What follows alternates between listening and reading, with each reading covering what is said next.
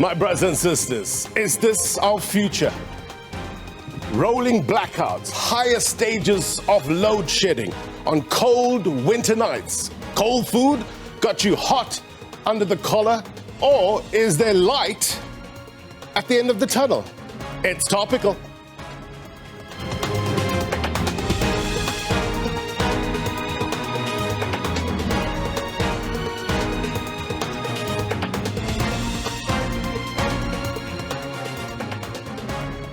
Hey, a very good evening to you, South Africa, and those watching around the world. My name is Blaine Herman, and this is It's Topical, our digital audience with us tonight, sourced from members of the public who have expressed keen interest in our topic of discussion. They want answers just like you who are watching from home, and we appreciate them as well as you.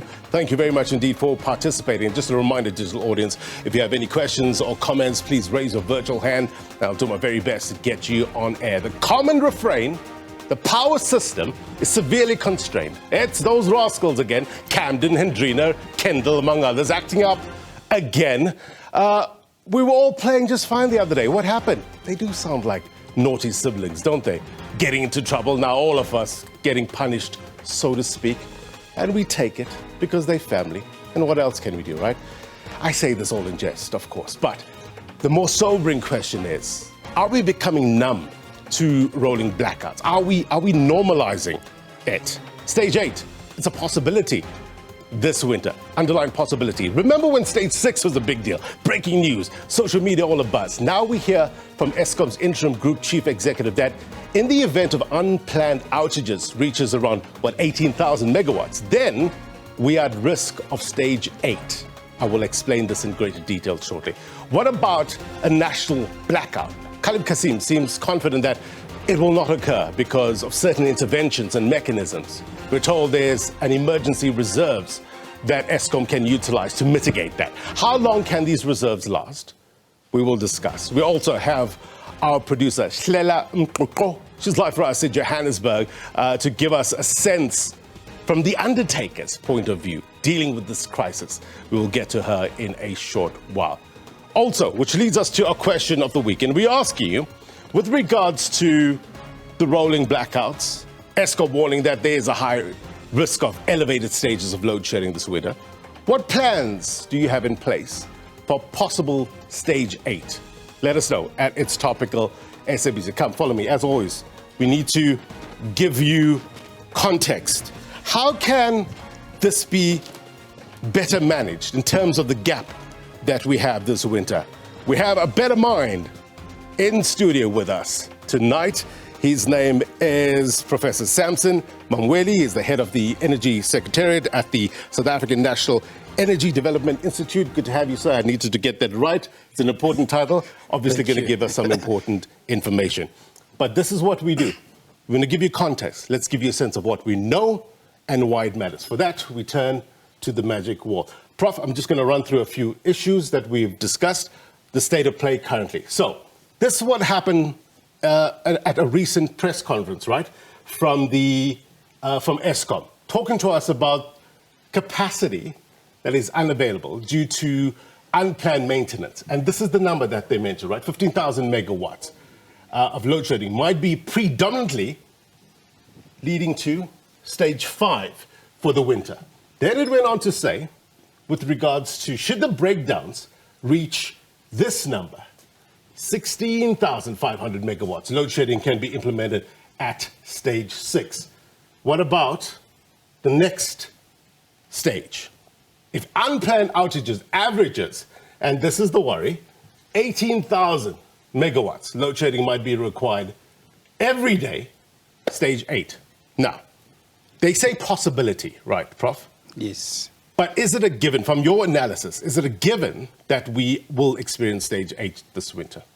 It is a given, partly, because when we analyzed this power system long before Eskom issued these slides, we then realized that there was a possibility of a stage 10 load shedding. Right. And that is because like they said, the power system is always heavily constrained because of the breakdowns from some of these power stations. Eskom has done some root cause analysis, so we know about there is about 6 power stations that are giving a lot of problems.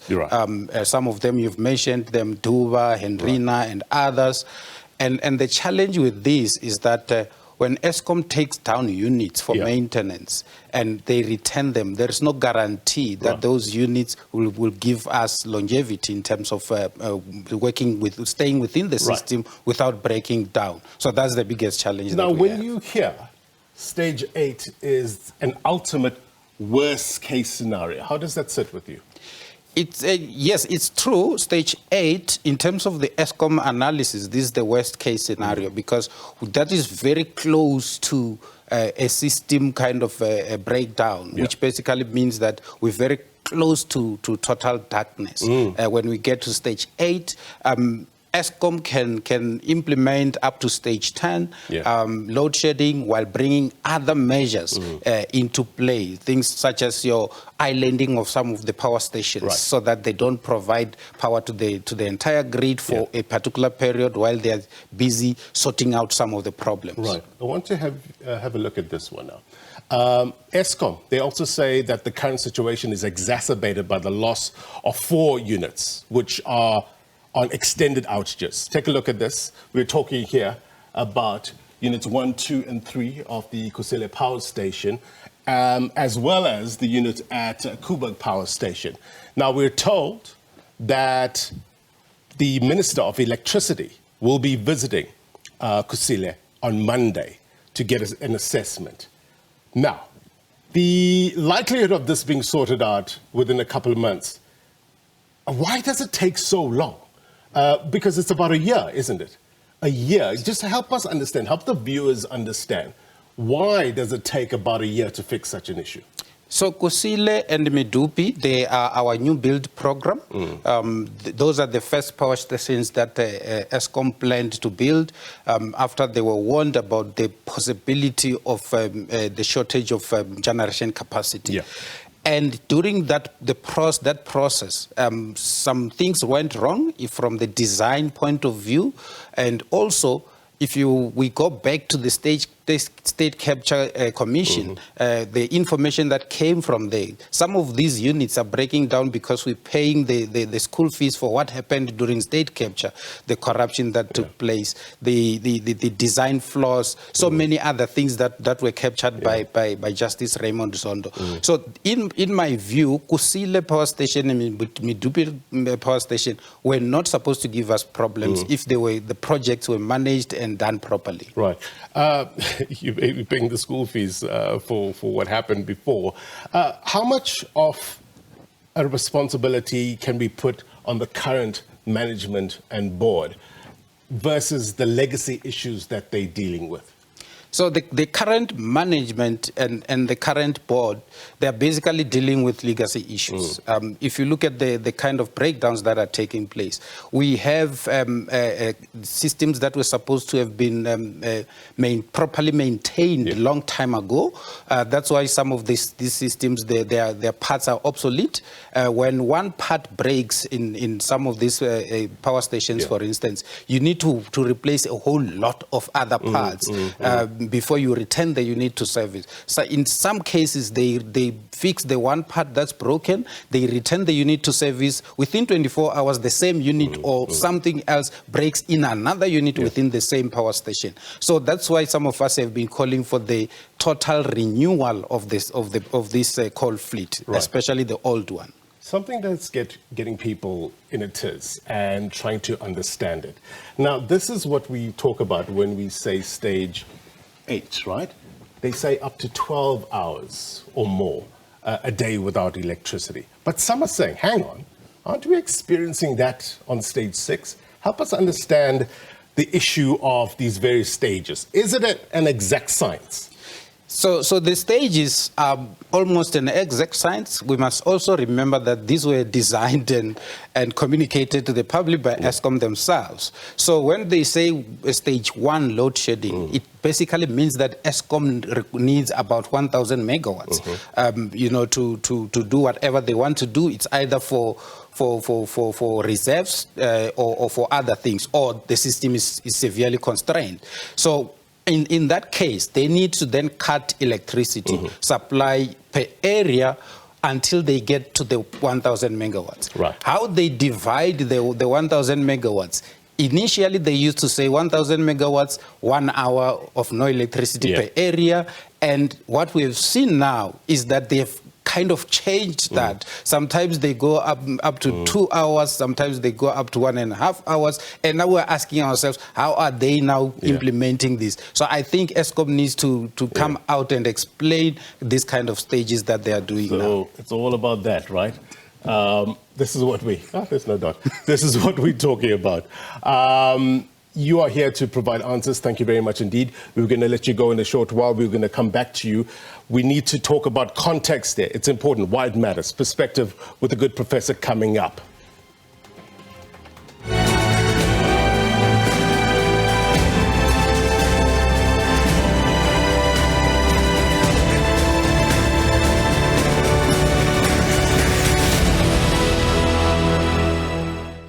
All right, at this stage, we'll take our regular feature. It's called the Word on the Street feature. It's where we head to get your views on the matter. We went out to the streets of Johannesburg to talk about the possible rising of power cut stages this winter. This is what you had to say. Take a look.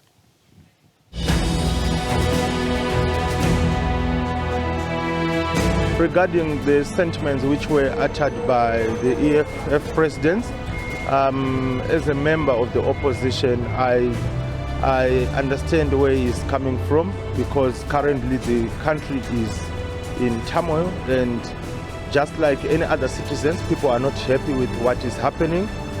It is his responsibility to hold the executive to account. It's sabotage for me, because there's no way you can tell me that the billions this country is making, they're not finding a way to sort this out. Stage 8 electricity is terrible. It's bad. So the country is being run by greedy people. That's what it is, pretty much. I'm ready for it, but there are people out there who cannot afford to be ready with load shedding, because now lights are going to be gone for 8 hours, 9 hours. So we got to understand those people in the locations, they cannot afford maybe inverters, generators. And to be honest, those people up there, that is the cause of load shedding. They got generators at home, inverters, so it doesn't really make a difference to them. This is very dangerous. What's happening now, it's very bad for the economy, because businesses are very dependent on electricity, as we know. Businesses have been closed. Some businesses don't have generators to start working. There's not much that you can do as an average person, right? Except try and move to places where there's at least backup power. But honestly, most of us are suffering as a result of load shedding. But this whole current situation of this whole load shedding, 12 hours, 9 hours, we can't deal with that, bro. A lot of people can't afford UPS, inventors, generators. I mean, look at other people struggling in townships. I mean, how are they going to actually survive? We don't have money to do some things like buying generators for backups and everything. So it's going to be tough for us, because even everything is going up. Paraffins, diesels. As a student, I have to be thinking on 12, maybe cross night, but now I can't because there's load shedding. So kumnyama, so kumele ubambe phone ngapha, ngapha ubambe incwadi. And the only thing that we survive with when we're studying, we're using lamps, which I don't think when there's like load shedding stage 8, they can survive. We can survive with them. I think people who earn a great stable income, I think people around Rosebank and those other areas are, prepared. But again, back to what I was saying, most people aren't prepared, and that's a tragedy. They just have to sit in the dark. Some people won't even have like hot water to like bath or anything like that. So yeah, for me as an individual right now, I'm super prepared. But for the rest of South Africa, I really question if they are too. Listen, it's an all too familiar story of darkness and despair, right? The impact of rolling blackouts, palpable in all sectors of society. What about undertakers? Well, believe it or not, they too are feeling the pinch. And to, I guess, brighten up a dark night, we have our producer, Hlela Mqoqo. She's live for us at Katlong in Ekurhuleni to give us a sense of how funeral parlors are dealing with the ongoing energy crisis. Hlela, good to have you there for us. It's an interesting perspective. What are undertakers saying? Good evening, Blaine, and thank you so much for having us in the show. We are in Katlehong right now, in front of a funeral parlor. We are in the dark, as you can see. There's load shedding at this point in time. And we are with 4 funeral parlor owners who are going to take us through what they go through on a daily basis in their businesses. Because they say load shedding is affecting them, and it's affecting them in a bad way. But they are here to tell us more and give us a proper perspective of what they go through on a daily basis. Good evening, Doc. Good evening, ma'am. Doc, please take us through your experiences with the load shedding that is going on in the country. Hey, load shedding, it's a national crisis. And I want to say that as business, we are highly affected. As an essential services, we are highly affected. We are actually not coping.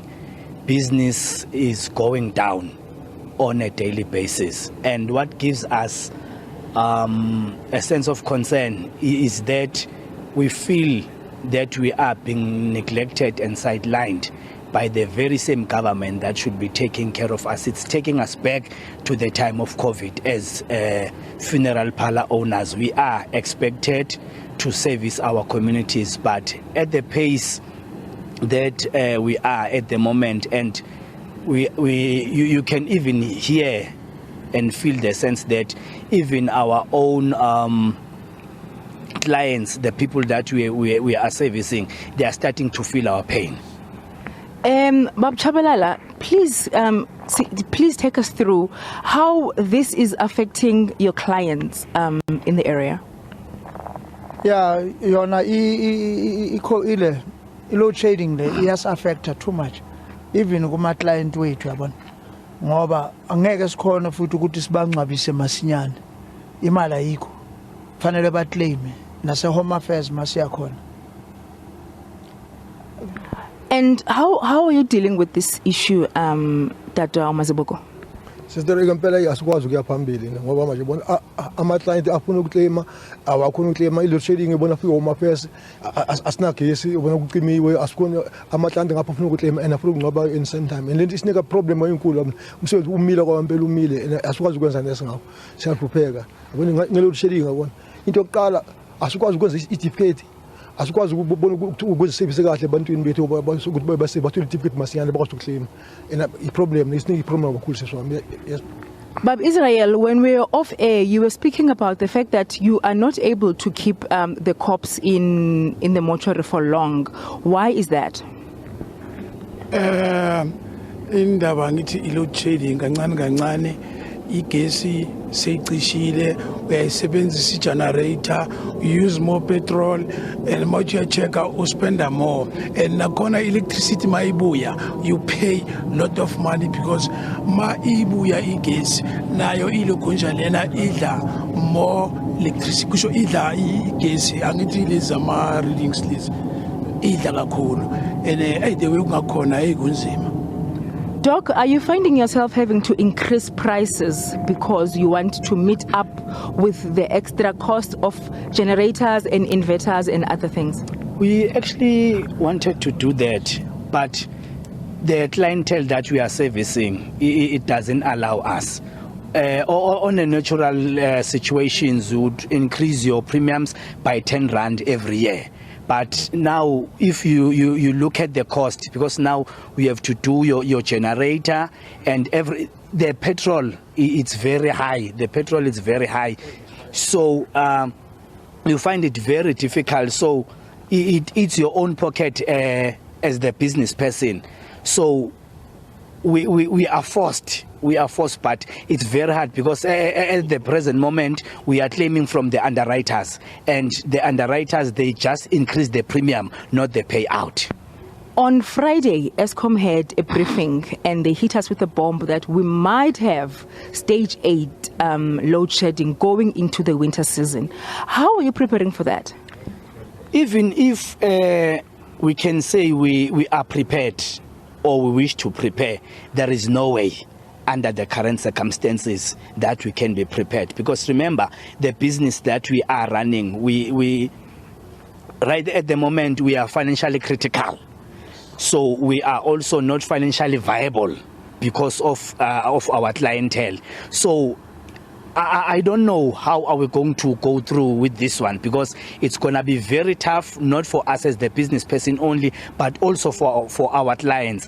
And some people, you can see even on the social media pages, they say if a person dies, they should be buried on this very same day. It is not practical. It cannot be done, because remember, the people that we are servicing, they don't have money. That is why they are having the burial schemes. So we need to claim from the insurance, and the longest, the quickest payout, it's 24 hours. So there is no way that we can be able to do that, because also ourselves, there is no money that we have in the reserves that we can say, no, we will going to offer the service and claim at a later stage. There is no way that we can do, and it's going to be even worse now. If we have stage 8 of load shedding, it's not going to only be the issue of money, but the issue of the cops also there. Do you have a fear that other businesses might go under? That one, without a reasonable doubt, most businesses, because remember, we are only starting now to breathe from the COVID. Most businesses closed down. Those who survived, they survived by other means and other streams of income, and it's gonna be worse now. I'm telling you, at a scale of 1 to 5, I can say only 3 businesses will survive this load shedding. Sure. Blaine, you heard what the funeral parlor owners have said. Things are not looking good on the ground. Things are really looking bad. They're actually saying that they are facing lots of challenges. For starters, they're not able to keep the cops for longer anymore. Number 2, they have an issue when they have to go and claim.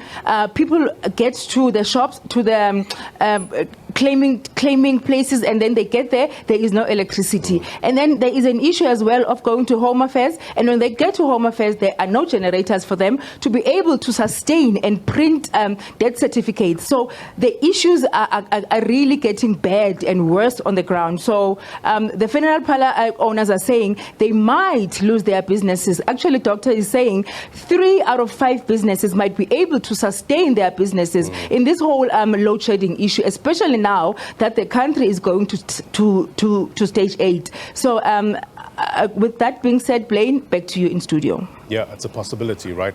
Stage 8 is a possibility. Big takeaway there, Tlela, what your guest was saying in terms of finance, critical. The situation is not viable. And many are feeling that, right? It's a sentiment that you hear on the ground with regards to rolling blackouts. The impact direct there, you heard it first, right here on It's Topical. Let's explore. Come, follow me. Let's continue our discussions. Part of tonight's show, and the aim is to break down some of these terms that we hear, some of the, the state of play, the current situation, because to give us a better understanding of what we fully, or what we need to know to fully grasp the situation on the ground. Let's take it to the better minds. The professor, good professor, is still with us, our digital audience as well. Matthew Cruz is also well equipped to answer some of these questions from Home Energy's head of business intelligence and public relations. Cruz, Mr. Cruz, you also worked at Eskom, I understand, for 11 years. Help us understand. I read some of the figures, and I'm hoping you can give us, in simple terms, what they mean to, for the viewer at home. We're told that the energy availability factor deteriorated to 56% in the past financial year against a target of 60%. What does that mean for you and me?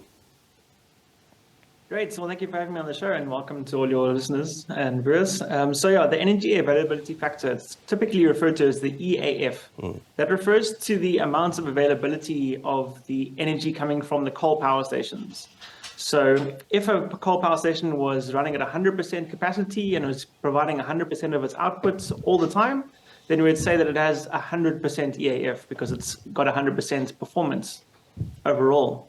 If it's only running at about 60%, which is what we're seeing from the newest coal power stations, Medupi and Kusile, as we heard from the good professor recently, then it means that only about 60% of the overall power that they could deliver is actually being delivered. So when we say that we had a 54% or 56% EAF, or energy availability factor last year, that's the average over the whole year. We were only able to produce about half of the energy that we could have produced if the power stations were at 100% efficacy. Right. And actually, right now, we're sitting at a situation where we're below 50% EAF as the country. So of the 44 units or the 14 coal power stations that we have running, we're only getting about 7 power stations worth of electricity out because we're getting less than 50% EAF from those power stations. Right. Professor, having said that, what Mr. Cruz has said, we often hear about maintenance issues and allegedly the lack thereof that happened in the past. I want to talk about new capacity in a short while, but given where we are with regard to the age of our power stations, can we maintain ourselves out of an energy crisis?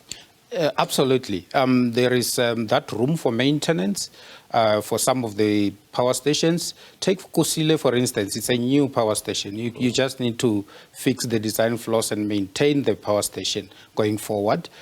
Some of the power stations, in terms of the old fleet, some of them are in line for shutdown. So we don't necessarily need to maintain the fleet that we're going to shut down. However, if you look at the provision in the Integrated Resource Plan 2019, which is our energy plan, it assumed that the energy availability factor for the current coal fleet will be at above 70% for us to have what we call adequacy. So in other words, for us to have adequate supply of electricity, the entire coal fleet should be sitting at an average of 70% energy availability factor. So that needs to be done. Eskom has done some root cause analysis. They know what is wrong in most of these power stations, especially the ones that are giving problems. They need to fix those, and then we continue with our decommissioning program and decarbonization program going forward. All right. Part of the objective of today's show is to bring the people who need answers to the people who have the answers. And Matthew Cruz, as well as Professor Mamphweli, definitely have an inkling of what we can expect in the near future. An educated guess, some would say. But that's all we have, isn't it? Until we look at the real data from an Eskom point of view. So if you have any questions to Matthew or the good professor, please raise your hand, digital audience. Let's get Lawrence. Lawrence, what's your take? If you can unmute Lawrence, go ahead. Thanks, Blaine. I just want to find out from the professor there. I remember it was way back in 2019 when the late Ted Bloom suggested that maybe we should have a system where we manage all the big equipment, be in our hotels, be in our shopping center, things like geysers and all those kind of items that consume a lot of power. Does he think that will minimize by any chance the high level of load shedding, or we just need to brace ourselves for the higher stages of load shedding and just embrace the cold and all the misfortunes that comes with the load shedding? Okay, Professor. So that is part of the President's Energy Action Plan. It's something that Eskom has been doing, demand side management, demand response. It can be done, and it can also bring down the demand from the grid. and it can save us partly from load shedding because we could save up to 4,000 megawatts or so if we are embarking on energy efficiency and demand side management. However, as things stand, they're still busy running models through the NECOM, Energy Crisis Committee, to look at how best that can be implemented and the associated budget alongside that. Where I'm currently working at Sanedi, we have programs that are looking at energy efficiency and demand side management that are yielding very good results. And Eskom has also done some kind of work in the past, and then they got to a level where they stopped. But technologies have improved, so we can benefit from that kind of intervention as well. All right, let's take it back to our digital audience. Let's go to Sipho Sake and then Nigel in that order. Sipho, if you can unmute. Oops, seems like Sipho is frozen. Let's go to Nigel in the meantime. Nigel, your question, comment? Yeah, my question is like slightly previous question. Good morning to Sipho, if you can just hang on, we'll come back to you in a short while. Go ahead, Nigel. Yeah, so essentially what I wanted to know is that given that we're heading into winter where there's usually an increase of demand of electricity, wanted to find out, like, readily speaking, what would be a proper sort of solution, or like where can we situate the problem? Because is it an infrastructure problem? Is it a supply issue? Like, where can we find a viable solution, given that a lot of businesses will be preparing for the winter, but not everyone can afford to keep up, like with the petrol costs, with the buying of generators and et cetera, Like, how can we prepare, I guess, for the upcoming cold in winter? Right. Matthew, if you can maybe take that. It seems like there's a myriad of issues, right? It's not just one issue. Everything is probably has a ripple effect on the other. Where do you locate the issue? So I would locate the issue that we're experiencing of the energy crisis being created actually back 10 years ago, when we were meant to make the decisions to make sure we aren't in this current situation that we are in now. But as we know, unfortunately at the time, the people that were making the decisions and were near the top were making decisions not so much for the betterment of the country, it appears, but more for the betterment of themselves and theirs. With the many findings coming out about the Zuma presidency and what happened with Mudupi and Kusile and the decisions that were made there, it's become apparent that the view of and the purpose of being there making the decisions was not so much to help the country, but more to enrich themselves. So I would say it was actually back then when the focus was incorrect, and the people that were put into Eskom that came across from Transnet that were directly appointed by Zuma, their focus was also incorrect. Because when your focus is off of doing correct maintenance and making sure that your power stations that have been running very hard have the correct equipment, when your focus is rather on how do I extract money from the state for personal gain, then your focus is not on engineering excellence. And so as a result, now we're actually seeing the effects of that being the focus over the last 10, 15 years, unfortunately. And we're trying now to be very reactive and try and quickly scramble around, and you see car power ships now coming into the news as well, to find solutions. So it almost seems like a have your cake and eat it kind of situation from my perspective. When it comes to the government, because you're there while you're meant to be making the problem not come and not be here in the future, and you're kind of taking money then, and now all of a sudden things are hitting as they are now a crisis, and now you have 20-year contracts plus being signed with companies, and you're like, okay, well, it's interesting, you hear around and you're making the decisions, ANC government, during the time that you are meant to make good decisions, but now you also hear at the other end and you're blaming it on Zuma and saying, well, it wasn't our fault, it's kind of Zuma's fault. But now once again, kind of being reactive and not making the correct decisions to actually get rid of the crisis. So that's the context, important context. But is there anything that can be done now? I guess, look, we're looking at the near future, right? This winter, can anything be done now to mitigate or to help out or to lessen a stage beyond 5?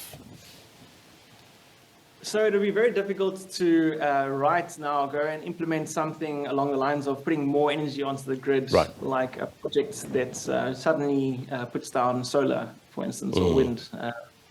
We could do things along the lines of a car power ship. Unfortunately, even though it's very costly, that'll be very quick and effective for getting power onto the grid within the next 6 months, or looking at gas to power projects where you're getting gas locally and you have the power station being procured and installed on land instead of off land. So unfortunately, that seems to be what we could do, along with also demand-side management programs. But within 6 months, the window is very short this winter. Matthew, thank you very much indeed. Lots to talk about. I see all the hands up, digital audience. I'm going to come to you in a short while. We need to take a break. When we come back, I also want to touch on the psychological effects of these rolling blackouts. How do we cope during this time? Nazreen Karim is an occupational therapist. We're going to get her better mind onto the program and get you a sense of how do we process all of this. Next.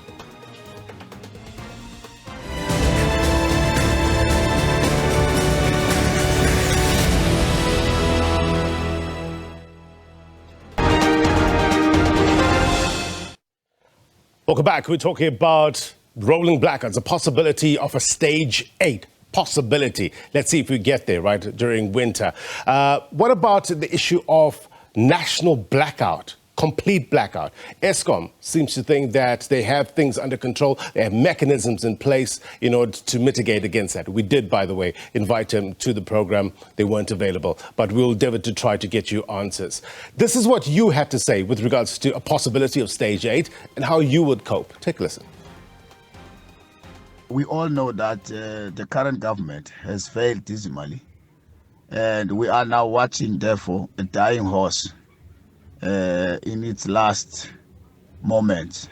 This is the last kicks of a dying horse. We all know that during apartheid era, when it was nearing the end, there was a massive looting because those people wanted to have everything for their retirement and their children. That is what we are saying now within the ANC. I think we must just take it as it comes. We will overcome. That's the only solution. To be open and honest, when it comes to the elevated stages, I don't even have any possible plan for this load shedding. I don't have possible plan, but it shows that the country is going back to the previous old years, old ages, where we used to live in dark. So we'll have to get used to it. Look, some have hope, some don't. How do we cope? Let's take it to the better minds. I want to bring in Nazreen Karim.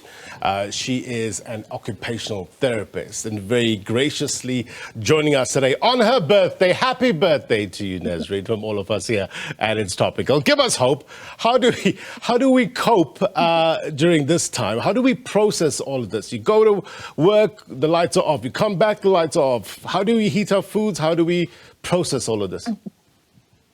Thank you, Blaine, and thank you for having me this evening. So mental health has been a big concern. I mean, we just have come out of a post-COVID era where people have been processing and suffering loss of income as it is really with their businesses.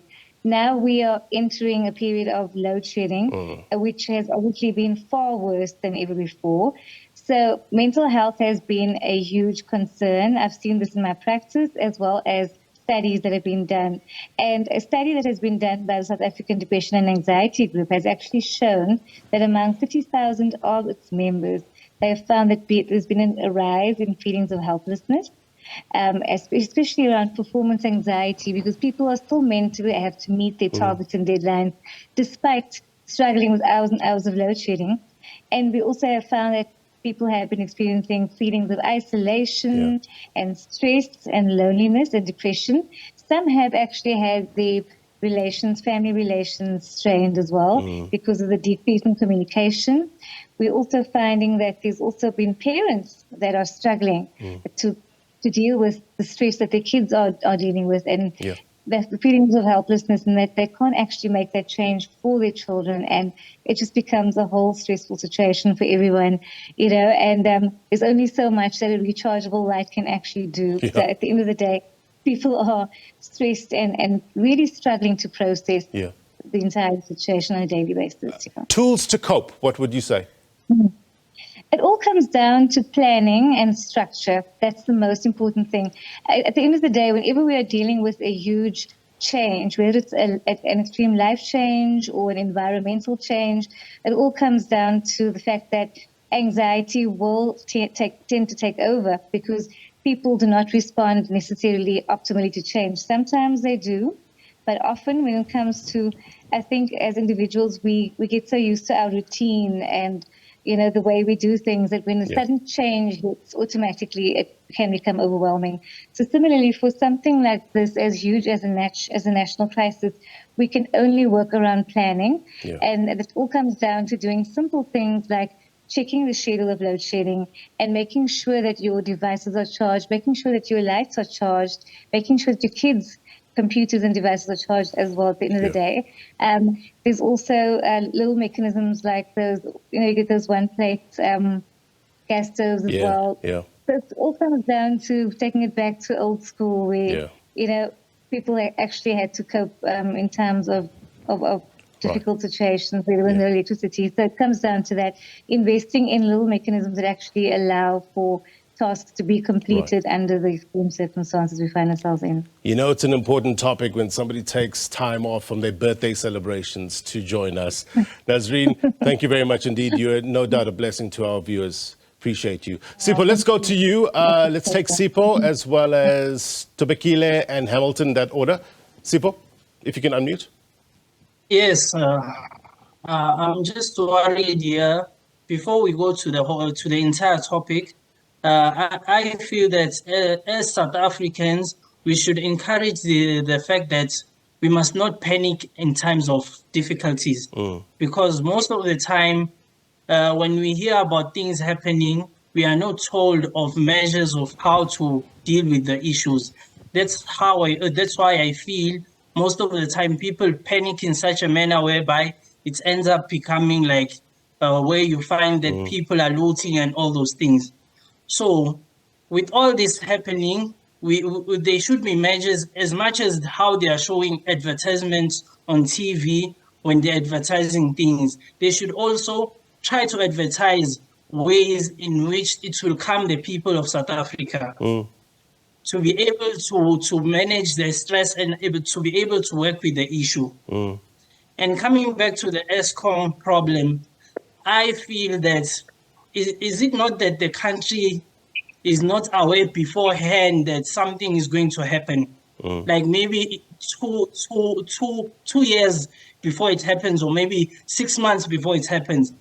Why is it that South Africa has to warn us about the issue that's about to become like 2 weeks in advance? This shows that South Africa as a whole, as the government, is not worried about the people that are poor, is only worried about the people that can afford. Take, for instance, a person that is in the farms. How is the person going to manage to be able to get like a generator, a solar, to be able to go the situation that's about to come? This shows that the South Africa that we're living in needs a change from the government itself. I hear you, Sipho. It's all about planning and foresight. Point noted, no doubt. Let's hear from Topical, Mqunu, and then Hamilton. Go on. Hi. Can you hear me? Loud and clear. Go on. Okay, thank you. Thank you for the opportunity as well. I make alcoholic ice cream, and we supply to retailers. Right. And due to load shedding, and we are forced now to reduce our stock supply. And also, you know, what does that mean? It means now we need to make more trips to the shops from the factory, because we need to just supply less than 10 quantity of each unit. So we'd like to know if there's any from the government or that for compensations, and also if there are any claim that we can make to Eskom and from the government.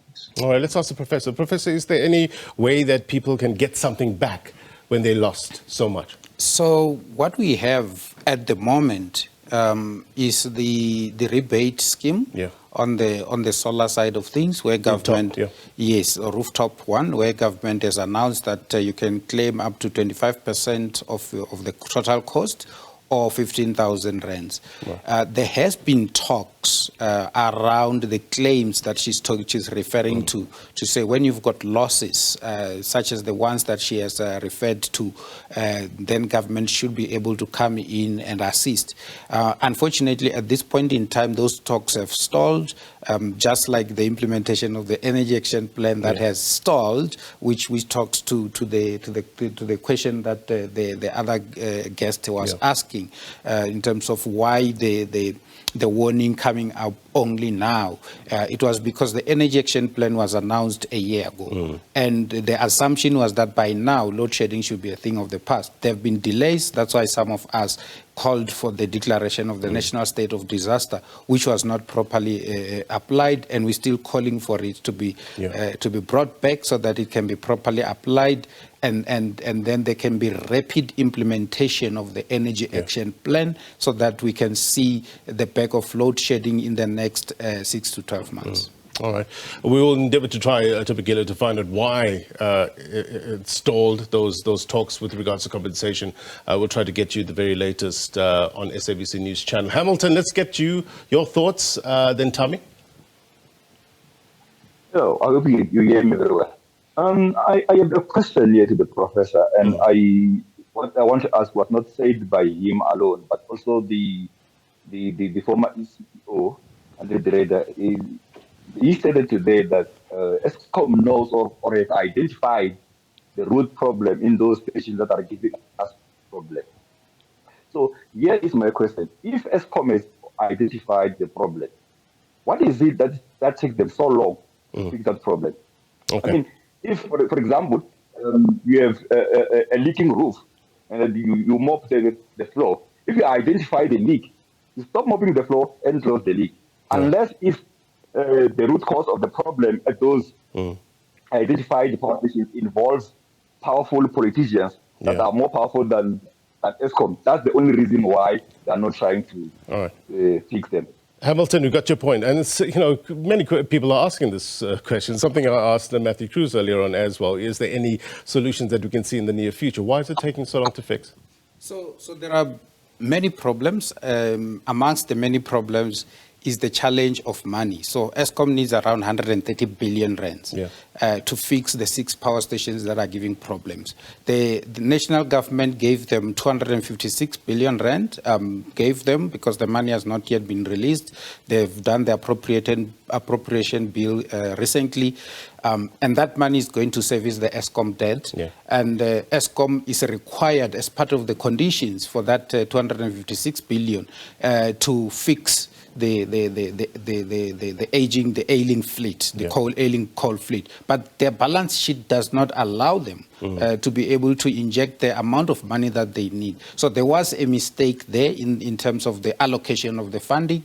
Government needs to give Eskom money to be able for Eskom to be able to implement the part of the Energy Action Plan, which is basically bringing back or working on the energy availability factor for the coal fleet, so that it rises to about 70% or above that 70%. Right. So that's one of the many challenges that we have. Right. Also the issue of municipal debt as well. I'm told it's over 50 billion in arrears in terms of how can we better recoup that. That's another question.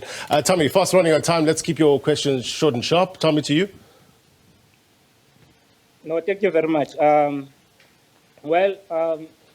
start by saying rising power cuts will be is a leading fact, firstly on death toll, criminal rates, job unemployment, and also a segregation of class, because all those with money, they will be able to buy generators, solar panels, while poor black majority of our country, black people, are not affording to buy those stuff. Is there any are there any measurements by government to make sure that there is no drop of pass rates in South Africa? That there is no rise in debt tolls. There is no rise in job and unemployment because power cuts is in the center, or energy is in the center of our economy or operations of this country. Could it happen that you increase power cuts by state aid? You are leading the disaster most. The government must that there is an alternative plan to make sure that all those things that I've just mentioned are well secured and they are not causing a problem for future. Let's ask Matthew Cruz. We've got about a minute, Matthew. Try to solve the electricity crisis in a minute, Matthew. What are the viable solutions? There actually was a developing country that's shown us the solution. They were able to install 9,000 megawatts in 6 months. So this is actually Vietnam. And they were able to do this without any down payment or any payment from the government by offering a feed-in tariff to both homeowners and business owners. A feed-in tariff that was above the price of electricity, which then had the homeowners and business owners go and buy their own solar installations with batteries and then feed power back onto the grid. And through that incentivization, they were able to get 9,000 megawatts. So that's 9 stages of load shedding onto the grid within 6 months. So this is possible literally in South Africa. We're just not seeing it happening from the government. So I'm for the government to do a feed-in tariff that will provide money for people that put power onto the grid. And Home Energy is very happy to help any company that wants to do that. Matthew, thank you very much indeed. Karabo, Desiree, I'm so sorry that I can't get to you, but no doubt this is an ongoing conversation. We'll no doubt have you guys back onto the program.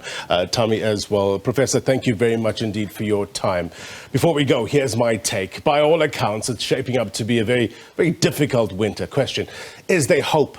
We're told that there are encouraging developments, the establishment of the National Energy Crisis Committee and the development of South Africa's Energy Action Plan. But in the cold light of day, you quickly realize, given the state of play, that these rolling blackouts will not completely stop anytime soon. But having said that, as a society, role players in the industry, we can't let this current situation become the norm.